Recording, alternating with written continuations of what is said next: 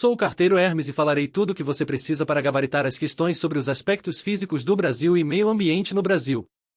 Se você está se preparando para o concurso dos Correios 2024, essa matéria é importante e costuma aparecer nas provas. Preparei umas questões de múltipla escolha para facilitar o entendimento, mas além das respostas, vou trazer dicas e exemplos para ajudar você a fixar melhor o conteúdo. Começarei das questões fáceis e irei aumentando a dificuldade. Questão 1. Qual dos seguintes biomas ocupa a maior parte do território brasileiro? A. Pantanal. B. Caatinga. C. Amazônia. D. Mata Atlântica. Resposta em C. Amazônia. Explicação: a Amazônia é o maior bioma do Brasil e do mundo, cobrindo aproximadamente 49% do território brasileiro. Além disso, é uma das áreas de maior biodiversidade do planeta.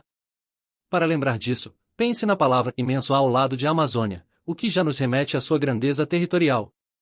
Outro exemplo real é que o rio Amazonas, que passa pela floresta, é o maior rio em volume de água do mundo, o que também reflete o tamanho e importância da Amazônia. Dica para lembrar: visualize o mapa do Brasil e imagine a Amazônia ocupando quase metade dele. Quando for pensar nos biomas, lembre-se de que o maior precisa ser o pulmão do mundo. Questão 2. Qual é o principal tipo de clima encontrado no Nordeste brasileiro? A. Clima tropical.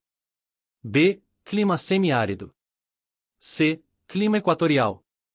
D. Clima temperado. Resposta: B. Clima semiárido. Explicação: o Nordeste do Brasil, especialmente na região do Sertão, tem um clima semiárido, conhecido pela baixa precipitação, chuvas irregulares e altas temperaturas. Esse clima favorece a existência da caatinga, um bioma único no mundo, que se adapta às condições secas. Um exemplo real é a cidade de Petrolina, em Pernambuco, que tem um dos maiores índices de temperatura elevada e baixa pluviosidade.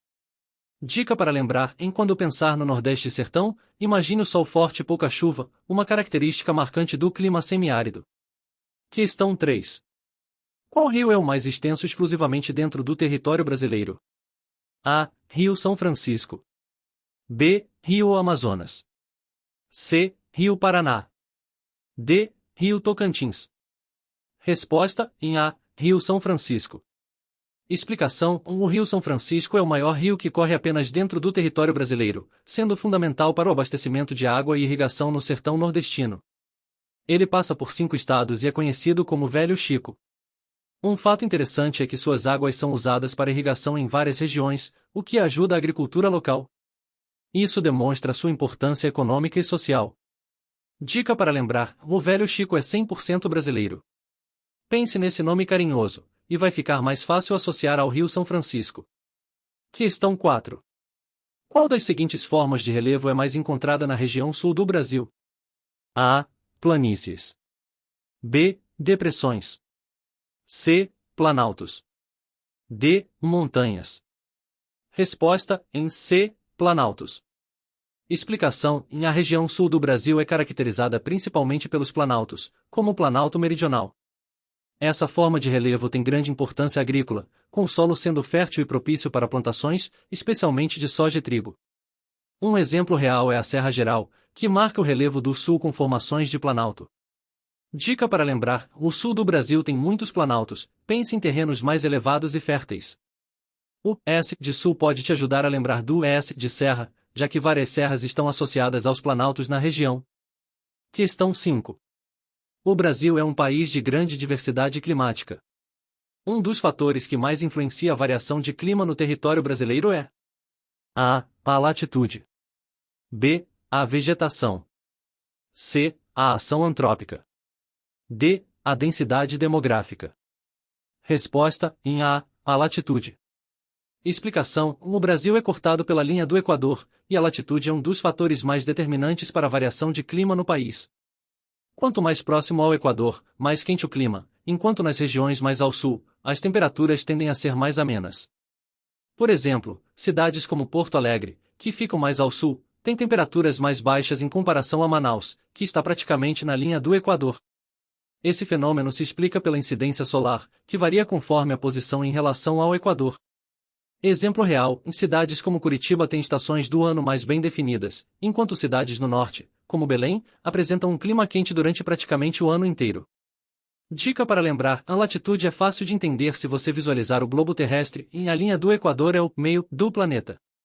Quanto mais você se afasta dessa linha, mais o clima muda. Questão 6. A respeito dos domínios morfoclimáticos do Brasil, é correto afirmar que o domínio das araucárias é caracterizado por a. Clima equatorial e presença de florestas densas. B. Clima tropical úmido e presença de manguezais. C. Clima subtropical e vegetação de coníferas. D. Clima semiárido e vegetação de caatinga. Resposta: em C. Clima subtropical e vegetação de coníferas. Explicação: o domínio das araucárias abrange partes da região sul do Brasil e é caracterizado pelo clima subtropical e pela presença de vegetação do tipo conífera, como o pinheiro do Paraná. Esse domínio é bastante distinto dos demais, justamente por ser mais frio e ter essa vegetação típica. Para entender melhor, pense nas áreas de serra no sul do Brasil, onde as temperaturas são mais baixas e o pinheiro é uma árvore símbolo. Exemplo real: na cidade de Gramado, no Rio Grande do Sul, é um exemplo clássico onde podemos ver essa vegetação e o clima subtropical em ação.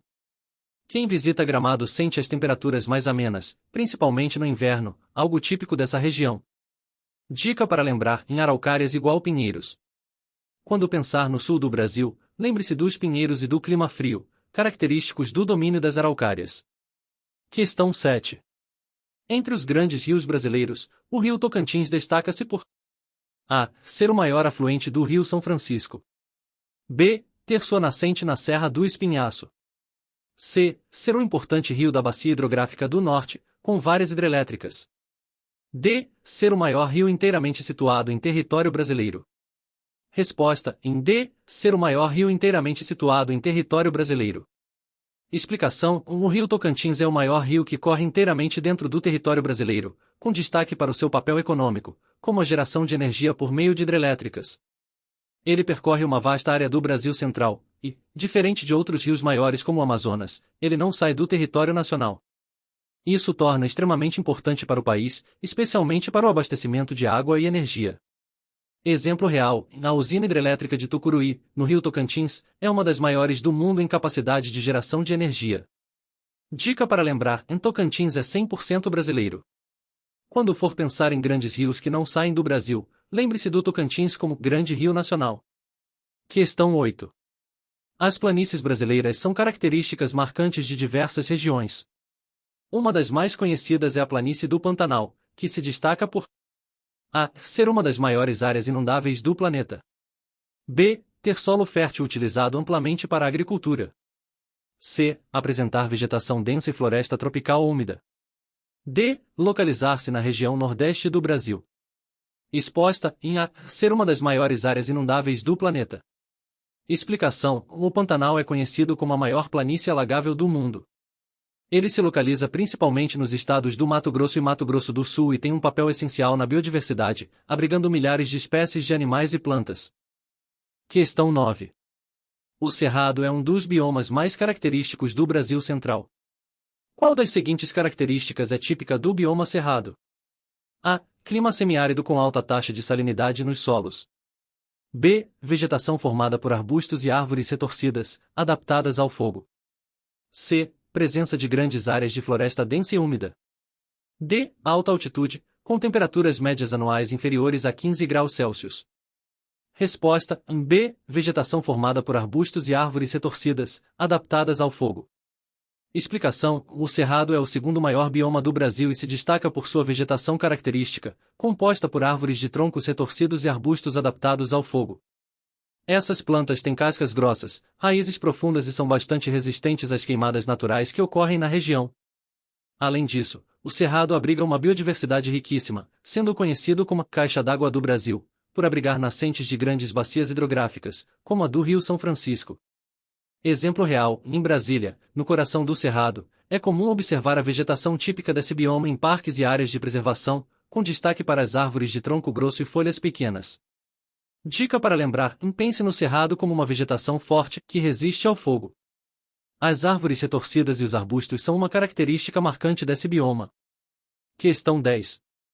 Qual dos seguintes rios brasileiros é considerado de planície, sendo conhecido por sua grande navegabilidade? A. Rio Negro. B. Rio São Francisco.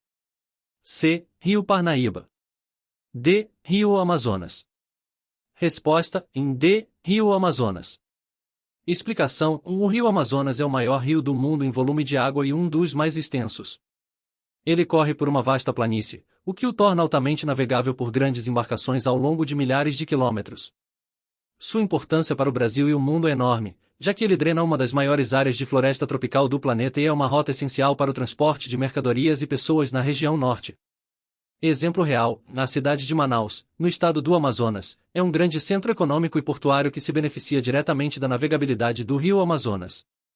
É um dos maiores polos comerciais da região norte. Dica para lembrar: o rio Amazonas é gigante, tanto em volume quanto em extensão. Se você pensar em grandes rios navegáveis no Brasil, o Amazonas sempre estará no topo da lista. Questão 11. A Mata Atlântica, um dos biomas mais ameaçados do Brasil, originalmente ocupava grande parte do litoral brasileiro. Atualmente, uma característica marcante da Mata Atlântica é a baixa pluviosidade e a presença de vegetação rasteira. B. O solo fértil e a vegetação predominantemente de caatinga.